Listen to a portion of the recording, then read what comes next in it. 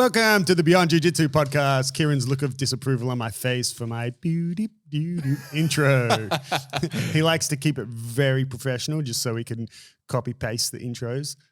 100%.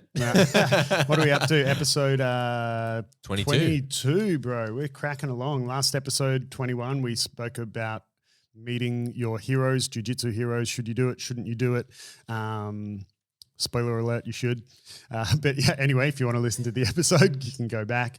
Today, we're talking about being your own worst critic. That's the saying, right? You are your own worst critic. Should you cut yourself some slack? What do you reckon? Well, actually, hang on first. Adam Childs sitting across from me. Kieren Lefebvre. Black belts, white belts, just overall dudes. Yep, just dudes, just lads. Just lads, bro. Eshays. Oh, no. Check out my boy Spanion on YouTube. In joke, don't worry. So yeah, today we're talking about being your own worst critic, and I think this is very relevant to jiu-jitsu. For sure. It's such a big journey. It's a long journey to black belt, and there's a lot to learn. And whenever you're learning a new endeavor, it can be very easy to get pretty hard on yourself. What do you think about that, Ads? Is it good or bad for your jiu-jitsu progression to be your own worst critic?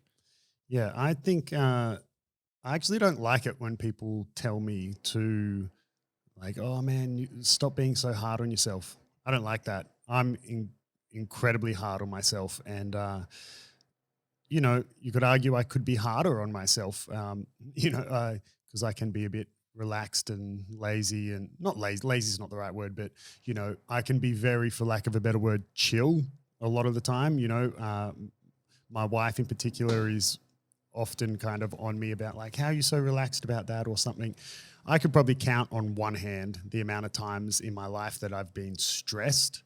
You know, so I think I could even be harder on myself, but I don't like when people say, oh, don't be so hard on yourself. You know, sometimes that's relevant, you know, but in general, I think it's great to be your own worst critic. It's what has always pushed me to keep going back to jiu-jitsu. That feeling of never being satisfied.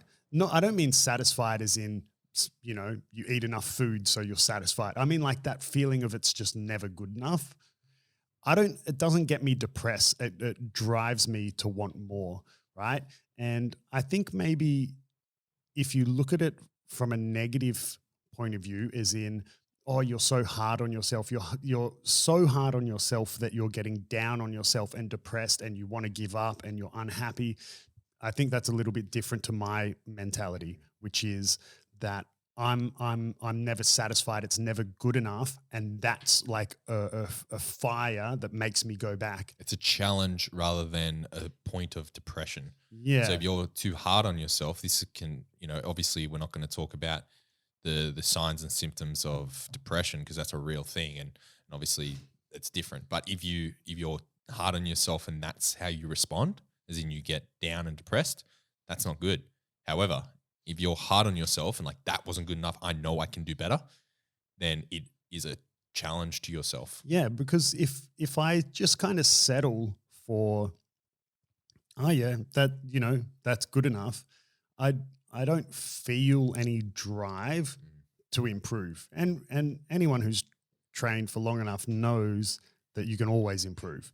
Even the best guys in the world can improve. So even when okay, let's look at like the last competition I did. The last fight I did was some Subversion. Feels like a lifetime ago now because of all the lockdowns. Was supposed to fight the next Subversion. What's the date today? Was supposed to be in 3 days from today. Was supposed to be Our road to Subversion. Yeah. Which obviously lockdown not happening. If people wanted to watch that fight though, I definitely think they should. Do you have what the YouTube video is called? I think it's Adam Childs Subversion or something. That video that I sent you is, I believe, not a legitimate copy. People can still find it. But yeah, it's one of those ones that you can only see it if you have the link. Okay, never mind. I'll post it somewhere. You guys can watch it at some stage. But there will be between now and when this episode comes out, there will be a a link to that on our Instagram. So jump onto our link tree and you can find it. And you will be able to find it. I'll put a link in to that video. It's a good fight. But anyway, what I was going to say is that, yeah, I won that fight. And spoilers. Yeah. Oh, shit. Sorry. There was no points in the fight where I was in danger or anything, but I still, straight after that fight, was unhappy with it. You know, I was unhappy with missing a takedown at the start. I was unhappy with how a particular sweep unfolded. You know, the fight all went, you could argue, flawlessly, but it wasn't. I'm not saying I'm only going to be happy if I get a 10-second submission flying triangle. No, but like just the things that happened in the fight, there were certain things that I wasn't happy with, you know? And yeah, you could have, on the one hand, you could be saying, oh man, cut yourself some slack. You won. It was great. You were never in danger, blah, blah, blah. You didn't concede any positions, etc. But there were things that I tried to do that didn't play out how I wanted them to play out. So I'm not happy with it. Yeah. Right? Like, and let me guess, it frustrates you when people would come up to you and say, why are you worrying about the takedown? It doesn't matter. You won. But you're like, no, maybe your goal going into that, just hypothetically, maybe your goal going into that, like your number one goal was to secure a takedown. Yeah. And you spent 3 hours a day leading up to that fight for like 3 to 4 months drilling takedowns. Like that one takedown, you didn't get it. So knowing that, you're disappointed that you didn't get the takedown. Yeah, exactly right. Like, you know, you might have had that one particular goal, that one technique or something. You've spent a lot of time working up to it, and then it fails. Yeah. Of course, you're going to be unhappy, regardless of what the result was. You know, this is actually sorry on the, you know, at the same time, there's fights I've lost where I've been quite happy. You know, okay, where even though I lost, things went really well, or I lost, but I did this thing really well that I've been working on or something. Yeah. You know, obviously if you lose, there's already instant criticism that you can criticize yourself. But, you know, the point I'm trying to make is there's always, I don't want to say there's always a negative you can find, but there's always room for improvement. And for me personally, that, cut yourself some slack, you're your own worst critic sort of approach where you're trying not to be too hard on yourself. For me, that's a slippery slope that turns into just complacency. Yeah.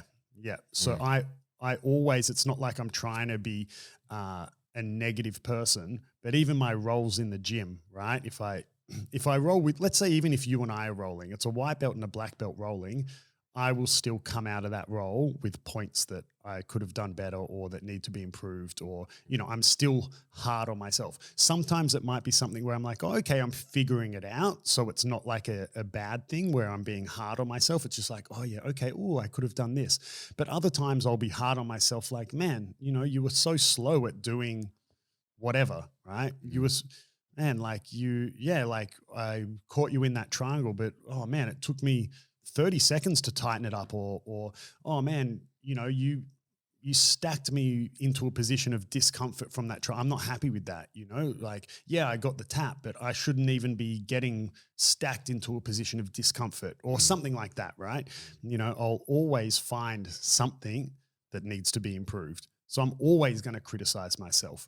And as long as for people, anyone listening, as like Kieren said before, if you're someone that's criticizing yourself and then it's turning into something real and something serious like depression, or, you know, it's putting you into a super negative headspace and you want to quit jiu-jitsu or something, well, that's not good, right? But if it's a tool for self-improvement, man, I'm always criticizing my jiu-jitsu. I suppose it depends on the way you frame your self-criticism.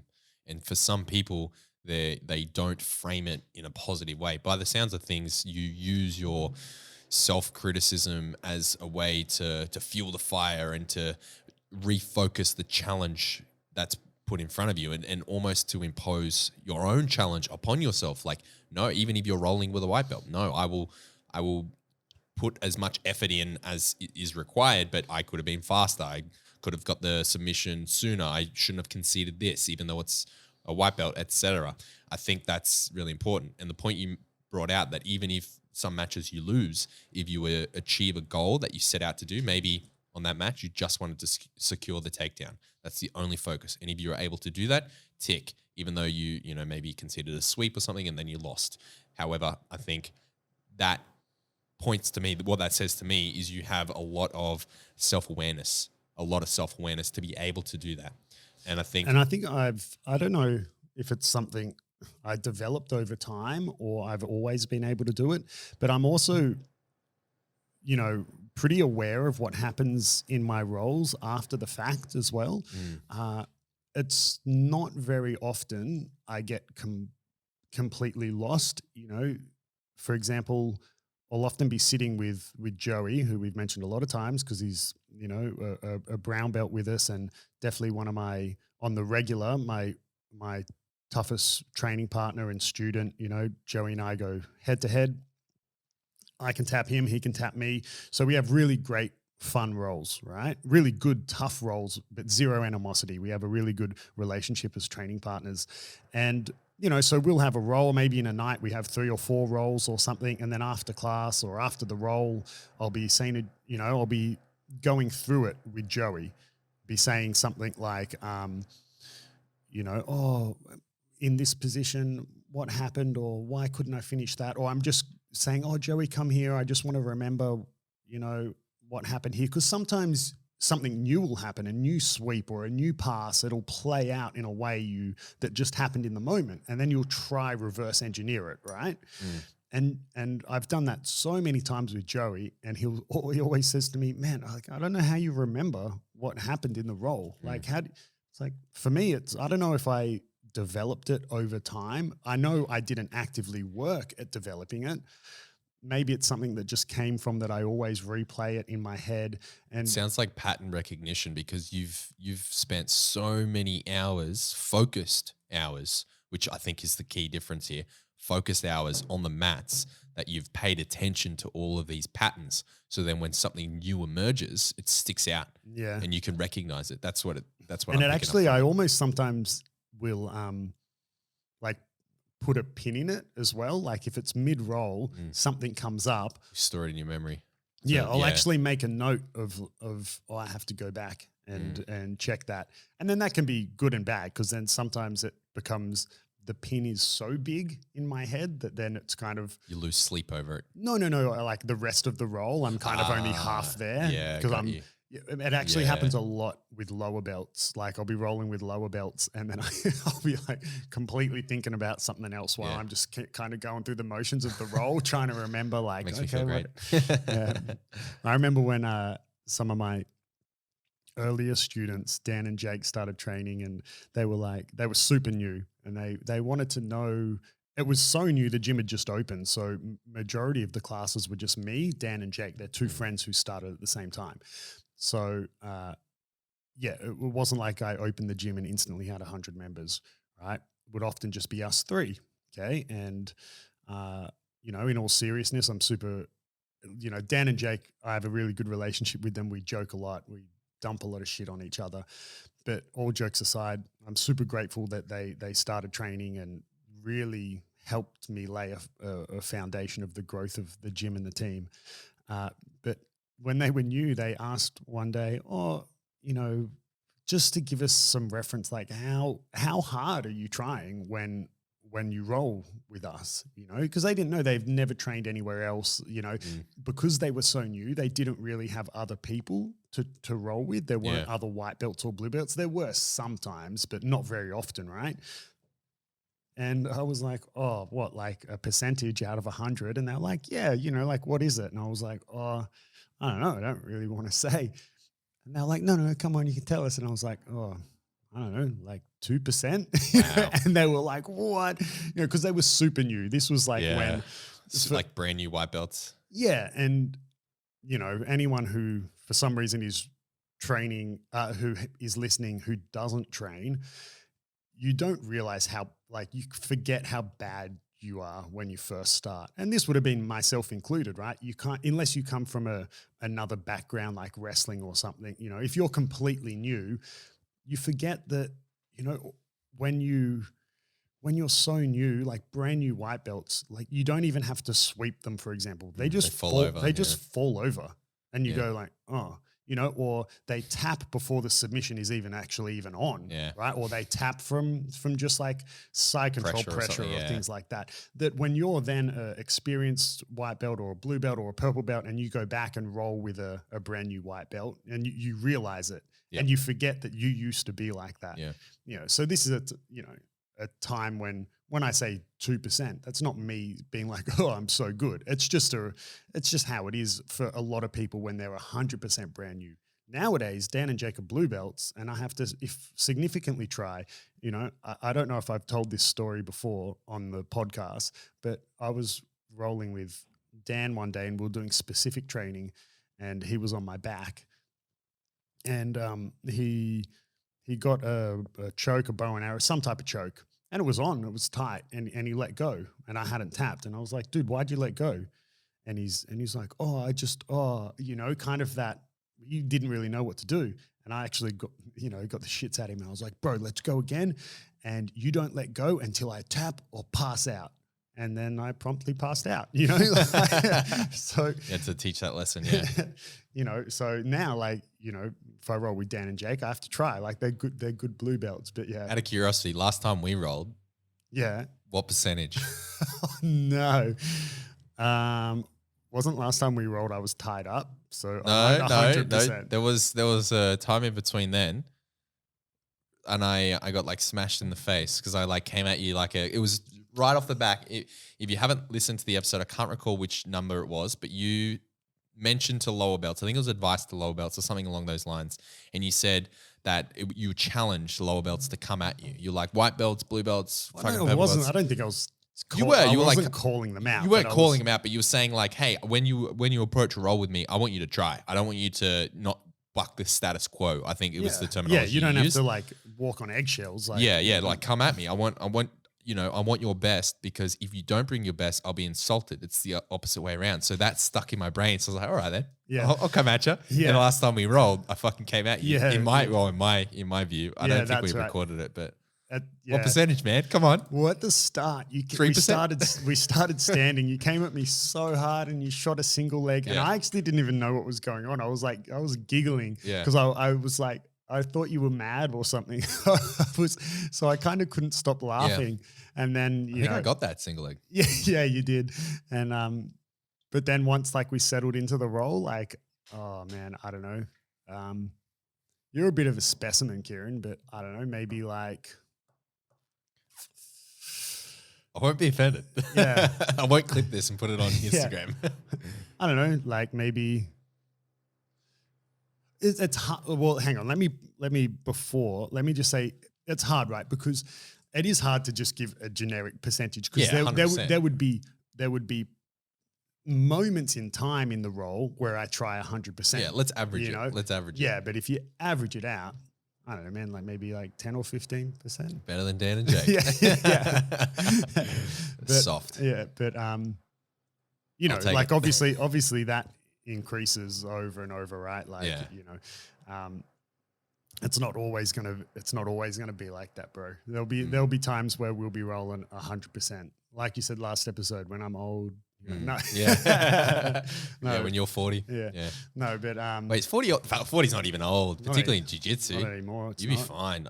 Well, I mean, it's kind of old in jiu-jitsu. Well, I don't know. I've seen some dudes I don't want to name drop. Cyborg is not human. Yeah. He's more testosterone than human. He's on a lot of gear. But I've seen some guys, even in the local Australian scene, that definitely in Masters 2 or whatever, and they are fit. They are monsters. One in particular I'm thinking of. I don't want to name drop because I don't want to assume his age, but I think he's late 30s, early 40s, probably late 30s, and he's a fucking weapon. Classic old man strength. Yeah, I'll just name drop him now. The Vanilla Gorilla guy that Joey fought. Yeah. Man, what's his actual name? Nathan, I believe, and he is I didn't get to meet him, but he weapon. seems like a really nice lovely guy, really nice. I just met him through the fence. And great match between him and Joe. No, the jiu-jitsu. I was on the other side of the fence because I was filming the fight, and I was just talking to him there, and he seemed like a really lovely big guy. strong dude. Oh man, he's what 6'2" probably, and a solid 100 kilos, mostly muscle. Yeah, like I remember lean. He's scary, man. Joey fought him in the absolute, and yeah, Joey is by no means a small human. No, Joey like stepped on the mat, I think at about 84 kilos. And Joey's incredibly fit, Yep. strong, mobile, flexible, and yeah, I remember being like, Joey, yeah, you'll be fine, blah, blah, blah. And when they were competing, he didn't look that big, and they looked similar. Yeah, but they looked similar, weren't. and Nathan ended up getting the win. And when they were then over by the fence, and I was side by side with Nathan, I was like, holy crap, he was huge. He had at least 15 kilos. Yeah, on Joey, he was at massive, least. man. Yeah. His chest was so big. He was a big, strong dude. Yeah, but we're not fanboying him. We're just saying, like, well, the point I was trying to make is I think he's mid to late 30s, maybe early 40s at the oldest. He's got a few kids, I believe. Awesome, trains like fights in MMA as well. Absolute specimen. So even when you're 40, I think that you'll still be difficult to handle. Yeah. Listen to me. Yeah. Might bump you up to 20%. Yeah, maybe if I'm lucky. But going back to being, your own worst critic, some people obviously take criticism better than others, so I think that's reflected in self-criticism as well. I think people who can't take criticism or constructive criticism or feedback, those sort of people who can't take it at all are going to struggle with self-criticism, I imagine. I'm not a psychologist or psychiatrist or whatever, but what about you in your professional career, in all your competitive career? Do you self-critique? I mean, obviously you, as a bodybuilder, you have to self-critique in the sense that you look in the mirror and you're trying to literally sculpt a certain physique. So you have to critique whether you need to lose some mass or fat there or gain muscle in certain other areas. But, are you harsh on yourself? Oh yeah. I'm like you in a way. I'm my own, not worst enemy, but my own biggest critic. And I think for me, you were saying how for yourself, you need, for a jiu-jitsu context, like you need to be your own worst critic, otherwise you'll become complacent. I'm actually the opposite of that. I'm one of those people that I need to ease off a little bit on myself, otherwise I go too far. Like I have like a baseline where I'm always critiquing my performance in nearly everything, and if I don't keep it in check, it goes too far the other way, if that makes sense. Yeah. So I need to actually rein it in, and I need to cut myself a bit of slack from time to time. But again, very similar to yourself, I hate it when people, and this is going to be a little bit of a bitch, but fuck it, it's my platform. I hate it when people will, like, everything is relative, right? Everything is relative. Say, for example, I don't know, an analogy from Analogy Adam here. Say you're in high school or whatever, and you're doing a swimming race, and you blitz the field and you win, but you get like 10 seconds under your best time, and you've been training your ass off, like fucking in the pool. Under or over your best time? Over your best time, sorry. Yeah, over your best. 10 seconds slower than your PB. Yeah, 10 seconds slower than your PB, which, it was a terrible race for you, but you blitzed the field, right? Yeah. But you train like almost like a professional athlete. You're in the pool like 3 hours a day. And then if you had people, maybe you were talking to your friends after it and you're beating yourself up saying, oh, I did really badly. And they're like, what are you talking about? You just blitzed everyone. You won. Why are you being such a sook? That response. Yeah, that response where, or maybe you sat an exam and you got a A- or something, but you've been studying for that one exam for like 5 hours a day. And you complain about your mark, or you feel down on yourself about your mark. And you have people like, fucking pull your head in. You got an A-. Like, I got to see why you complaining. It's like, but did you study for 5 hours a day? No, so shut the fuck up. And I think everything's obviously, you can tell this happened to me, maybe once upon a time, maybe has, I don't know. But I mean, everything is relative. So if you're your own worst critic in that sense, you know what you're capable of, or you know the amount of work you put in, or if you didn't put in much work, or like more than you should have, or whatever. Yeah. So I think it's important to be your own worst critic, particularly for jiu-jitsu, because it's so fucking relative. Yeah. Right. And I think it's a good way as well to make sure that you're taking responsibility for your 100%. for your actions or for your performance. Yeah. Right. I mean, I think that was a perfect example, perfect analogy. You've learnt well, Kieren. Learn from the best. Yeah. If you're expecting a certain outcome I think putting it in terms of an exam is a great way. Like, what if you're doing your HSC or something and you're aiming for a certain mark because you want to get into a certain school, certain uni or whatever, and maybe you pass, but you were like, no man, I was expecting to get into the 90s. I put in all the work to get the 90s. Someone's like, man, but like you still got 85. That's awesome. And you're like you're making me feel bad because I only got 70. They're projecting their own insecurity onto you. Like, you shouldn't be complaining because I didn't do as well as you. It's like, it's not about you. It's not about you. Like, I'm coming to you as a friend. Shut up. This is legit. Like, my high school experience is coming manifested here. No, I'm kidding. Kieren usually stays pretty polite and proper. You can tell when it's something that triggers him because he starts ranting.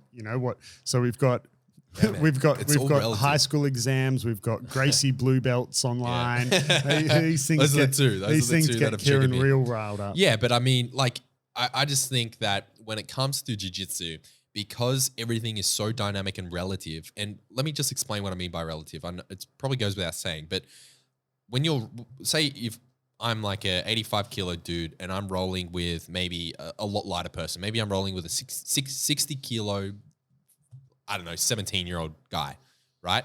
And kind of like your example where you're rolling with lower belts. Like, I'm rolling with someone that's lighter and maybe less skilled than me.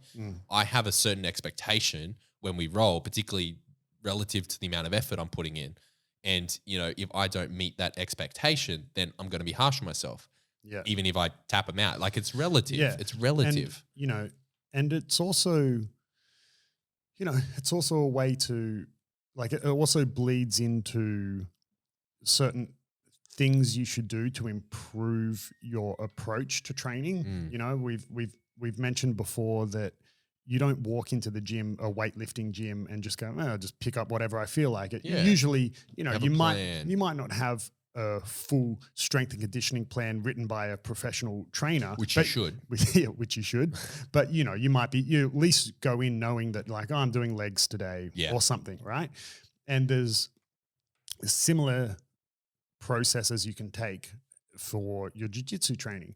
And one of the ones that I do as someone who doesn't have access to a huge amount of other black belts to train with, just being in my own gym that I'm trying to build and grow. I'll get there one day, but I don't have that at the moment, right? So it's often lower belts that I'm rolling with. So sometimes I set myself specific goals, right? I'll give myself a handicap, like in golf, right? I'll go, okay, if I'm rolling with another black belt, pretty straightforward. We're the same belts. I need to submit them once to win, right? If it's a brown belt, I need to submit them twice, a purple belt 3 times, a blue belt 4 times, and a white belt 5 times, So then maybe I'm rolling with a blue belt and I only submit them 3 times in the round.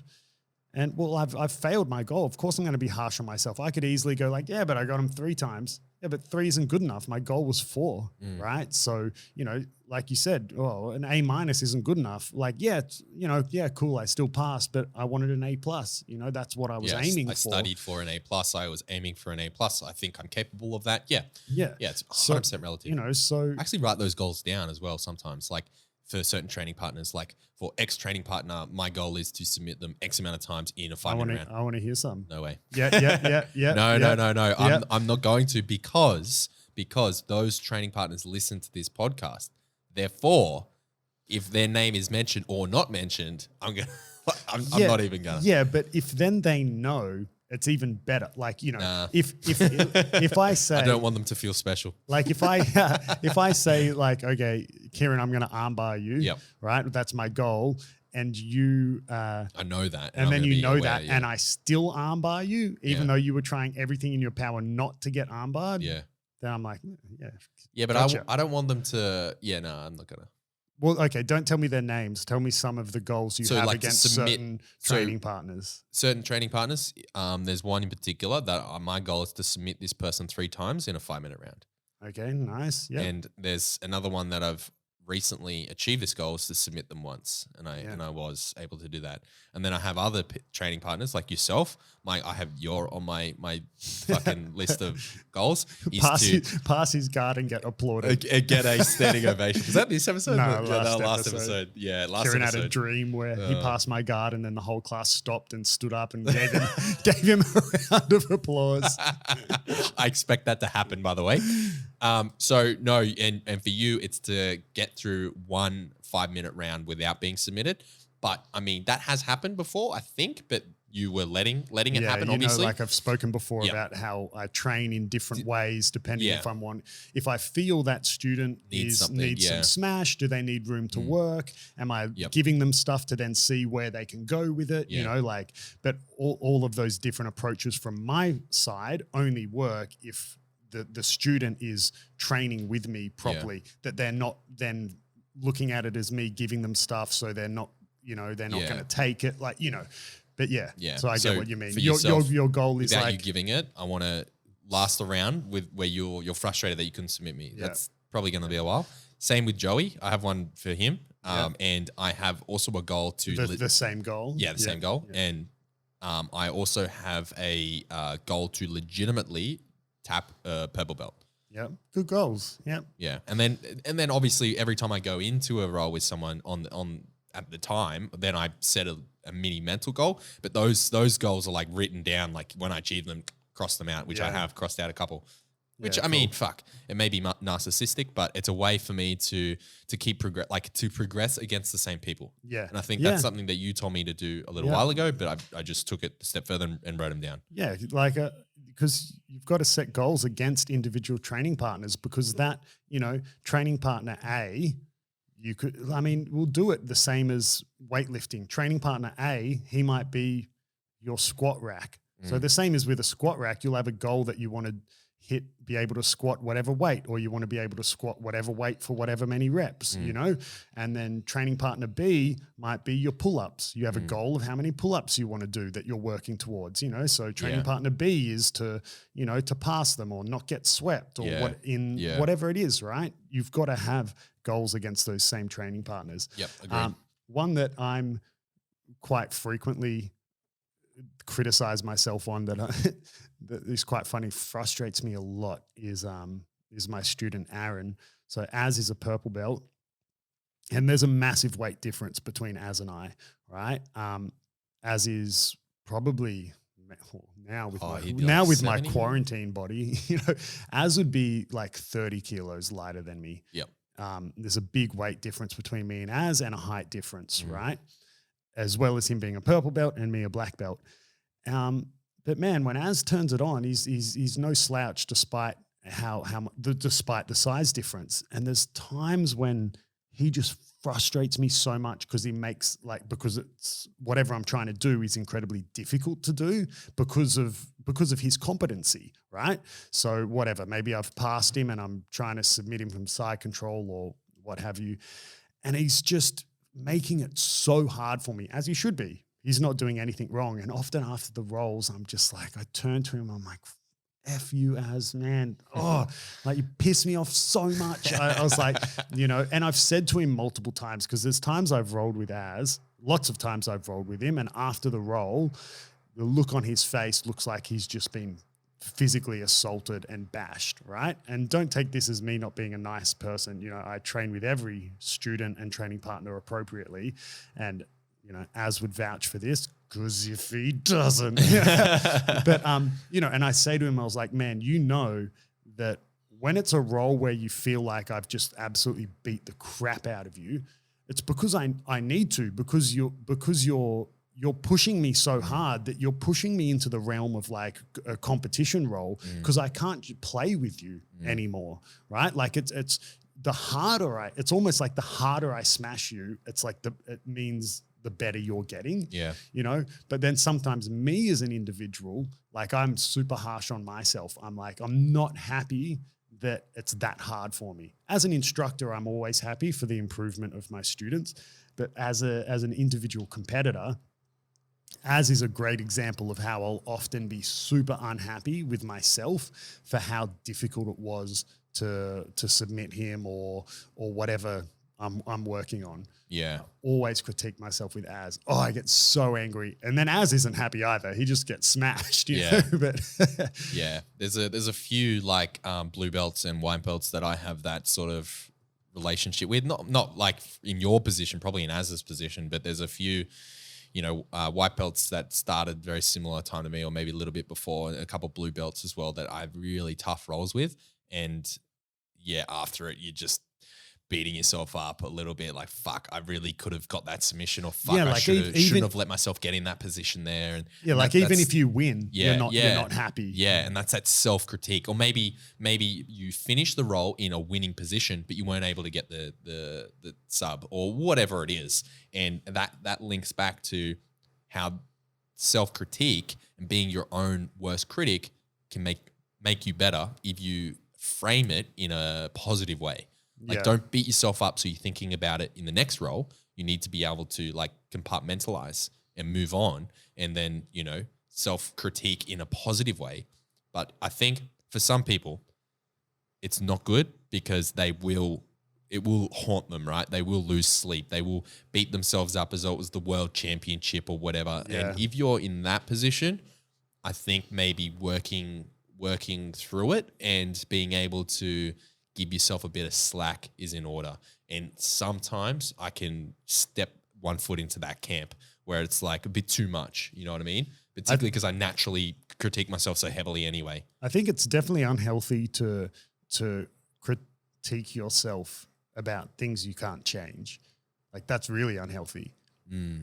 Like if you're incredibly harsh and you self-critique on the way you look, I don't mean in like losing weight or something. That's something you can change. But as in like if you just think your face is ugly and you could, I mean, that's not healthy, right? I mean, obviously that's completely different. That's a whole mental health thing. But, so I don't want people to be listening thinking, I'll just critique myself on every aspect of my life. We're talking about jiu-jitsu. We're talking about jiu-jitsu or things you can change, right? Or, I think anything that you want to improve, it's never okay to go, it's good enough. If I'm cooking some spag bowl or something, it might not be the tastiest one, but I'm going to go, it's good enough, right? Because I'm not like, it's not something I'm necessarily wanting to improve. Yeah, I could always have it taste better, but I'm not like working towards becoming a chef or something. Yeah. So I'm just going to be like, it's fine. I forget which philosopher said this, and this sort of links. Marcus something. No, it wasn't Marcus Aurelius from last episode. It will come to me in a moment, but it was basically the saying goes, how you do one thing is how you do everything.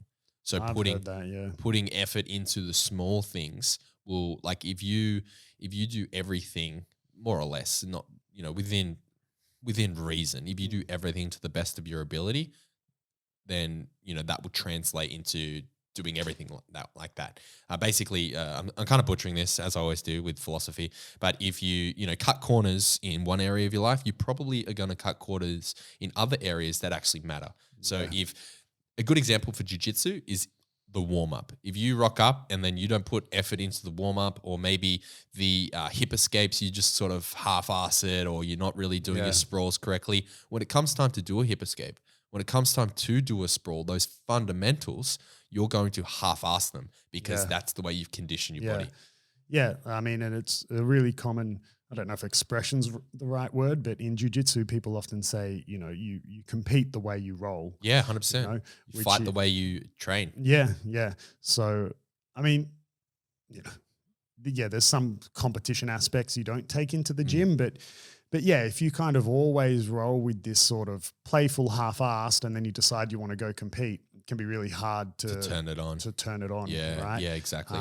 There's an expression that comes from a U.S. Navy admiral, that is basically, the expression is fight tonight, which basically means if we were going to war tonight, what would you do differently? Would you clean your weapons differently? Would you put effort into your training differently if your life was on the line? And I think to a lesser extreme, you can apply that to jiu-jitsu. If you were going to compete that next day or compete that weekend, how would you train differently? Or if you had a if you knew you were going to get into a one-on-one street scrap with someone, how would you train differently if your You could just concept is you self-defense? just take that to the next level. You'd be like, okay, if I'm competing tomorrow, what would I do today? Yeah, I'd Rest day. Yeah. and then tomorrow, if I was fighting tomorrow, what would I do today? Rest day. Yeah, I think we have some people at our gym that have that mentality. Yeah. No, but obviously take it within reason. But fight tonight is a really awesome motto to live by when it comes to training, because obviously in defense, everything's about training, and jiu-jitsu, everything is training. You're just training all the time until you compete or until, someone tries to bash you in the street. Yeah. So fight tonight is something that I try to live by effectively, is train the way you compete, train the way you fight. Get that tattooed on your knuckles. Fight tonight. Yeah, fuck yeah. We're doing combat jiu-jitsu when we get back. Oh, yeah. What about receiving criticism from other people? How do you go about that? Depends. Now, who it is, what they're saying. Not only, like, honestly. Get a haircut. I need to get a haircut. That's why I'm wearing a hat. Yeah, look, it depends on the criticism. This is something that I've been working on for pretty much my entire adult life, is receiving criticism well. And I'm not saying that I don't take criticism well. I think I do, but in a way that it depends on how the criticism is delivered. One thing that frustrates me, and this is more of a work context, is if you say, for example, we had a meeting. This is an analogy because I know you work in analogies. Yep, I don't understand it otherwise.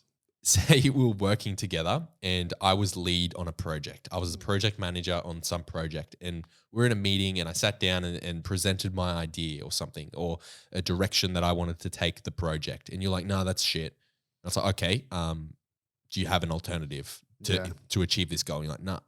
Yeah. It's like, okay, so that's not really constructive. That's just you shitting on my idea. Yeah. Now, there are times where, you can clearly see that a solution to the problem isn't correct, but you don't have a solution, right? And you can apply that to everything, like political landscape, whatever. But so you don't always have to have the best solution or a better solution to identify that something's wrong. But going into it just blatantly like, nah, that's shit, and I have nothing to offer. Nothing else to add. That's not very constructive. That's just criticism, right? Yeah. For no apparent reason, within reason.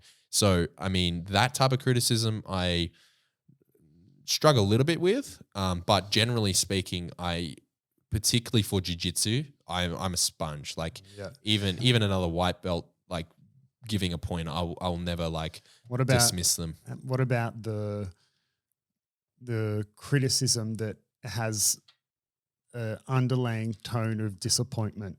Does that hurt, or how do you like the disappointed dad? Oh yeah. Look, I think because what was that motivates me a lot. Like, it depends on who. Like, say for example, you are giving me criticism saying you got swept because you fell over. What the fuck, dude? Or like, your base was shit here. Like, you can do better. Stop being lazy. I can tell that you're being lazy here. Yeah, I take that not to heart, but I take that on board, and that definitely fuels me. The criticism like that really does help.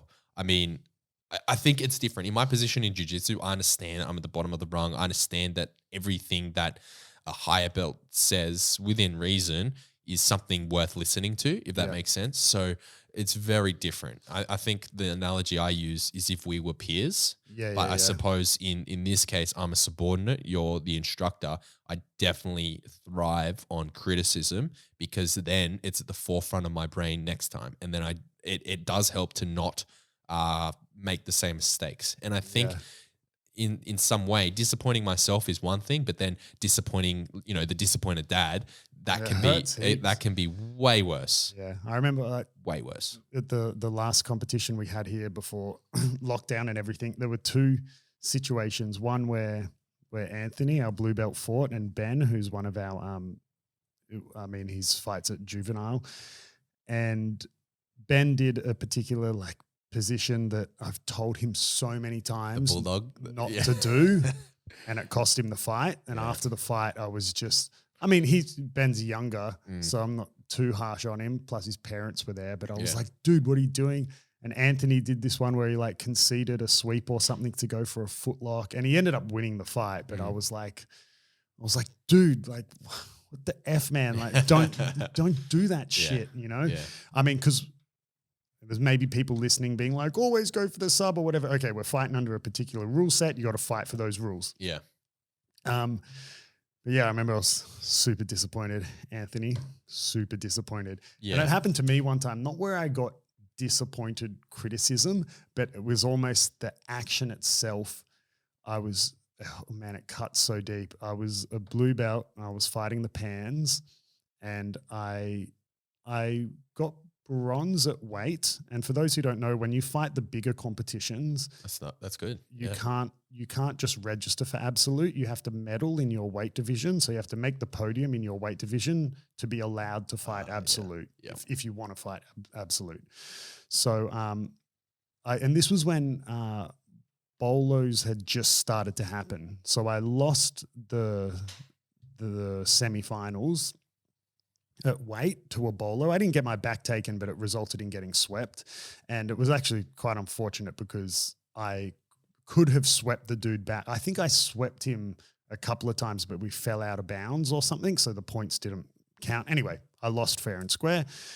And then in the absolute, I had, for all my fights, I had Fabio and Tarsus coaching me. Tarsus is one of Fabio's black belts. He's also a world champion, Tarsus Humphreys. And I had Fabio and Tarsus coaching me. And I won my first fight and my second fight or whatever. I was in the semis again. This is absolute? This is in the absolute, yeah. And I lost again to essentially Bearing. It was pretty much, it wasn't the same dude as the weight division, but it was pretty much the exact same fight where, you know, I lost due to, you know, getting swept from bolos or something. And, you know, I could have swept him or taken him down multiple times, but we fell out of bounds and whatever. And again, lost fair and square. And I remember I was just so gutted. And yeah, so I was the ref had called Paro, called the fight had stopped, and I can't remember where I was, whether I was on my back or whatever, but I just kind of had my head in my hands, and when I stood up to get the other dude's arm raised and whatever, and I stood up and Fabio and Tarsus had already gone, like they had already walked off, and it wasn't as if in this particular scenario there wasn't like a million other Alliance athletes fighting. It's not like they ran off to coach for someone else because my fight ended. It was like my division was one of the last of the days. There was no one else from Alliance fighting. Like it was essentially just me and Fabio and Tarsus there. And I remember standing up like after I'd lost and they were already gone. Like they left instantly and I was just like, oh, like it just cut so deep, bro. Like I don't think they intentionally meant anything by it. Like for them, you've got, you know, Fabio, the head of Alliance, Tarsus, a black belt world champion. Like for them, it's a blue belt fight. It's rather blue belt semifinal. But then again, I mean, it's kind of significant because it still adds points towards the team's total. I remember I was just even just telling this story now. I'm just remembering how upset I am about not winning pans. And just how just that fight, just standing up and them already being gone. They didn't even look back, bro. Oh man. Man. I mean, it's your dad walked away. That whole like no regrets, you know, like you always want to be having gone for something. But you know, and not have regrets, but it doesn't mean you can't regret like not doing better. I not think winning. What is it most people regret not going for something rather than regret doing something. I mean, obviously within reason. But you know, and more recent one was like fighting the Masters Worlds, and it was probably one of the few competitions I went into. I just had this all-consuming belief that I was going to win. Like it was, I'd never felt it before going into a competition. I was so convinced. Was this a brown belt? A black belt. Right. I was so convinced that I was going to win. Like it just felt like it was ingrained in me. I don't know how to explain it. And I won my first fight, and there weren't a huge amount of people in my division, despite it being Master 1 heavyweight. You know, Masters 1 usually has a huge amount of people at Masters Worlds. And I won my first fight, and then my second fight, man, was Jesus, like the amount of fights I lose with this, like I did at Pans, it wasn't due to bolos, but it was the same sort of thing where I was down on points or something and I only needed to score 2 points to win. And I think I swept the dude twice, but both times we fell out of bounds. So I didn't get awarded the points. And then, and I mean, that winning that fight would have already put me into the semis. So it would have put me onto the podium. Yeah. And anyway, so I didn't make the podium, didn't win. And man, I was so I often try not to think about it. I know for some people it's just a competition. It doesn't mean a lot. But for me, it wasn't that I lost. I've lost a lot, but I've never had such a consuming belief that I was going to win. And then I lost. Like I was just in shock, I've never had it before and I haven't had it since, but I was just in shock that I lost. I couldn't believe it. I was like, but I was so sure I was going to win. I don't think I was delusional. I could have won, I was good enough to win, but I didn't, definitely regret that feeling. That sucked. Yeah. But anyway. So with just to, not to rub salt in the wound here, but just to go back, like if knowing the outcome of the match without like saying, oh yeah, I would have drilled this one sweep or whatever, would you have done anything differently leading up to Masters Worlds? Like in your training? Yeah. No, I think I trained pretty well for it. Like you could it wasn't like I lost because I wasn't fit or anything like that. The main reason I lost was for lack of mat control. And what I mean by that is making sure that your technique ends up inside the mat. Right. So getting points for what you work for. Because you said I think this has happened to you before as well, where you weren't able to secure a takedown because you kept going out of bounds at Masters, or am I confusing this with the sweep? I think we've spoken about it before. Well, I don't know, but it's more making me think of the subversion fight, and you watched it and you said to me like, oh, you would have got that takedown if you had more room. Yeah, and you said no, and I'll tell you why. Yeah, and I said no, I'll explain why later.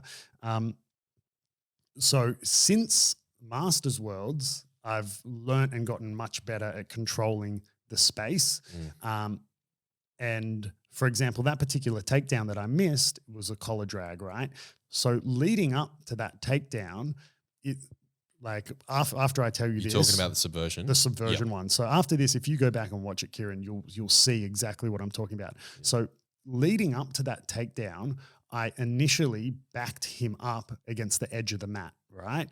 So for example, I put him in a position that if you shot a blast double, you would fall off the mats, right? But I purposely backed him up there because I know that off a collar drag single leg takedown, you typically do more or less like a 90 to 180 degree rotation. Turn, So I've backed him up knowing that the collar drag is going to face me back in towards the mat, and then I got the single, but he kind of sprawled, and then we ended up at the edge of the mat, so I ended up running out of room regardless. Whereas if I had my backed up to the mat, like that wouldn't be the place to go for a collar drag, because even if you succeed, you're probably going to end up off the mat, right? So I've gotten better at controlling the space. Lucas Lepre is someone who does it really well. If you were fighting someone who is known for having some monster blast double, if you kind of position yourself like at the edge of the mat with your back at the edge of the mat, you're minimizing the risk, because if they shoot that blast double, there's a massive chance that they're going to take you off the mat, right? So the takedown's not going to count. You're going to get reset. So when you're going for blast doubles, I know that if someone wraps your head for the guillotine, you go both and you turn the corner, right? So you make sure you tuck both legs and you turn the corner so your body is on the opposite side to your head, and then you're more or less protected, which is actually, that knowledge saved my ass in a comp once, because that's exactly what happened. I fucking dumped this kid and ended up on the other side, and then he was like cranking on my neck, and I was like, nah, all day, son. Didn't you get in trouble for registering for the kids division and just dumping kids?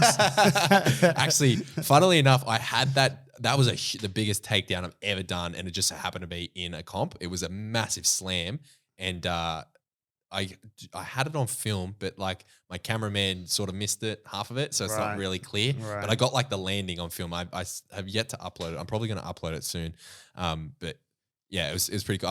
I won the match as well. Just saying. Oh yeah. Oh yeah. I'm a big dog. But my question is, like, okay, so if I want to do, because I want to do blast doubles, I want to get better at them. I want that to be a part of my repertoire, and I want the sacrifice throw that I've been working on to be part of my takedown repertoire, and maybe a single leg as well. And then I'll be happy with those takedowns, right? Yeah. So with the blast double, if I'm unable to turn that corner, but my head keeps getting wrapped, should I, like, how do I get out of that situation? How do I prevent myself from getting submitted when I go for the blast double? I know to turn the corner, but it didn't happen for whatever reason, and I end up in a bad situation. Is that when I go for my guillotine defense, where I need to focus on throwing the arm over the shoulder? Well, yeah, if you're in the guillotine, yeah, then yes. But you've essentially got a couple of options. Like, you can, if you can't turn the corner in the sense of your traditional double leg thinking, yep, you can pick them up over your shoulder, right? And then you rotate them out of the way. Think more like a full traditional wrestling takedown, or something you might see in the UFC. Sometimes you see them pick the dude up all the way over their shoulder, right? And then rotate the person 90 degrees and dump them. So sorry to interrupt, I'm just trying to conceptualize here. I've shot for the double. My lead leg is forward, knee on the mat. I want my head to the opposite side of my shoulder. To the opposite side of the knee that goes on the mat. Yeah. Sorry. Yeah. That's way better. So say I shoot left knee forward. Head would be on the right. My head, so I got that right. I want to stay upright, my head on the right side, and then I want to pick them up and then turn the corner so that... Yeah, so but it can be a combination of turning their legs out of the way, as well as doing something that's called running the pipe, which is where you kind of, instead of thinking of turning the corner, think about if you just changed your position by turning your body 90 degrees to their body and then strafing into them.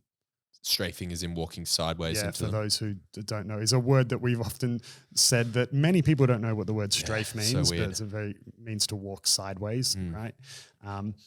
Like a crab. Like a crab, right? So if you imagine, instead of you like kind of turning them out of the way, you kind of turn yourself 90 degrees around the corner and then you strafe into them. That's called running the pipe. I'll have to see this. I'm having a hard time conceptualizing. I'm actually, if anyone who like watches the video of this podcast, I'm closing my eyes trying to explain it, knowing that like I'm trying to avoid using my hands to explain it to you, because people listening won't know. But yeah, so imagine, you know how if you're wrapped in a guillotine, you throw your arm over the shoulder and then you go turn 90 degrees, right? So you're 90 degrees to them. And then you finish your guillotine escape, right? Where you put them down, right? Imagine that same body position, but now you just keep running sideways into them. That's called running the pipe. Right.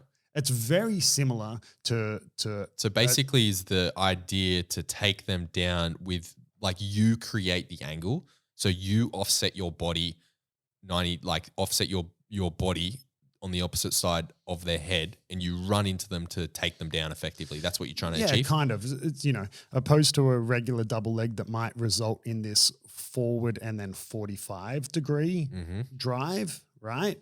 Where if you were to draw that line on a paper, you're going to shoot the takedown and you're going to be going like straight, and then the takedown is going to finish on a 45, right? Whereas running the pipe, you're going to hit them straight, then you're going to rotate 90 degrees, and then from their point of view, keep pushing them straight. Oh. Because you're strafing.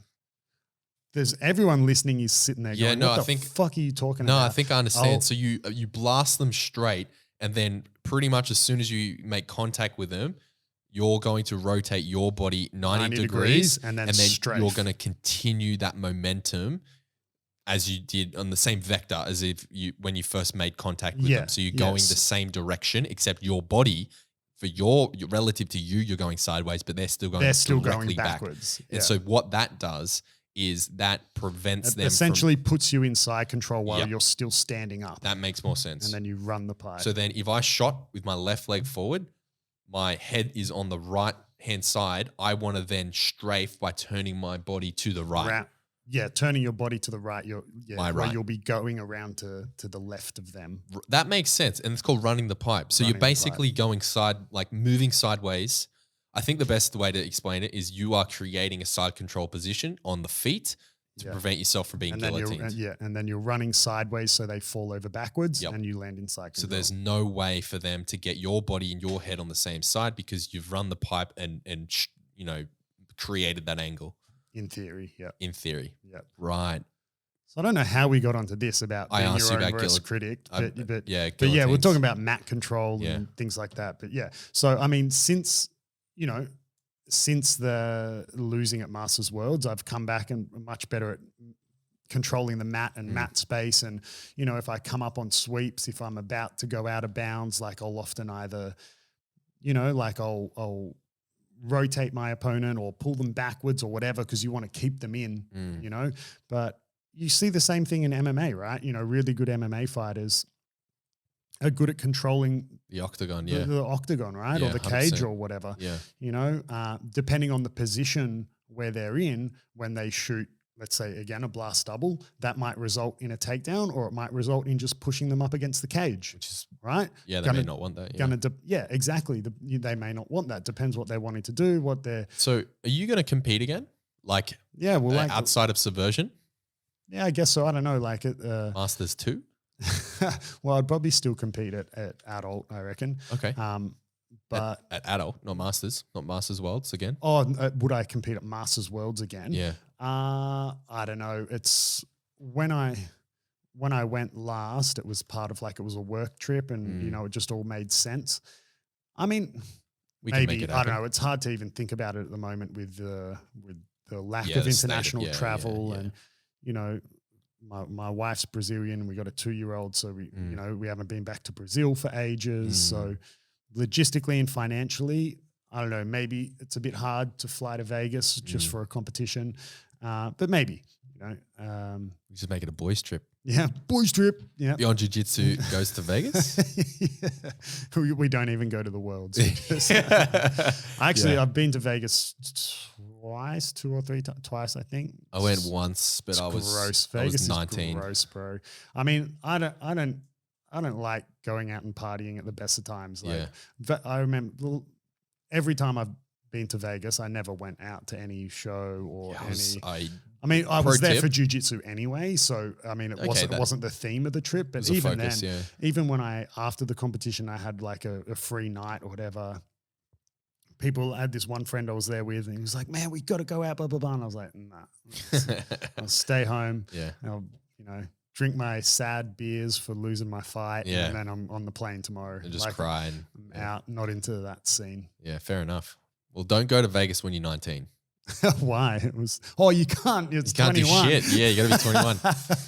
Yeah, I'll spin my Vegas debt because I actually got in a little bit of trouble in Vegas. I'll spin that another time. You have to remind me. But all right, Vegas story. Yeah, Vegas. 19-year-old in Vegas. Yeah.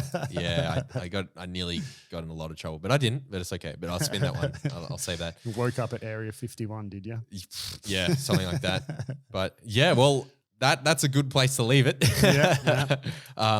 So basically, being your own worst critic can be a good thing if you channel it correctly. Yep. But it can also be a negative thing if you don't channel it correctly, if you don't frame it in a positive mindset, if it gets you down or worse, gets you to quit jiu-jitsu or you're too distracted and too focused on beating yourself up, that you're not actually putting the right effort in at the right time. So I think self-awareness is the key for this. Yep. But it can be a positive thing, and we're both on the same page. We use it like that. So and if you're not sure, just submit your question. Submit your question. Beyond Jiu-Jitsu, ask a black belt.